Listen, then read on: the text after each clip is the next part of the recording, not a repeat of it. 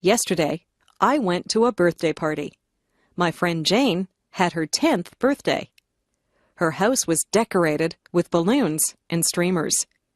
Her mother had baked a big birthday cake.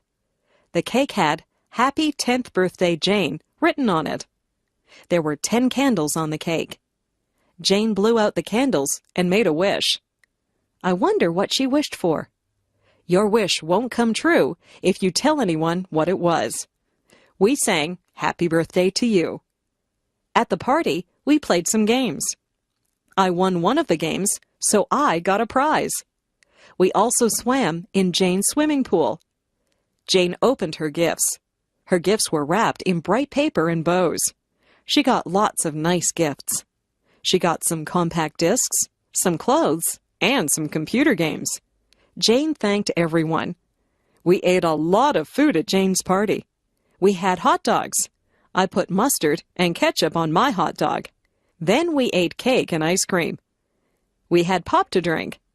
I think I had too much cake and ice cream. I was very full by the time the party was over. We thanked Jane and her mother before we all went home. It was a very good party.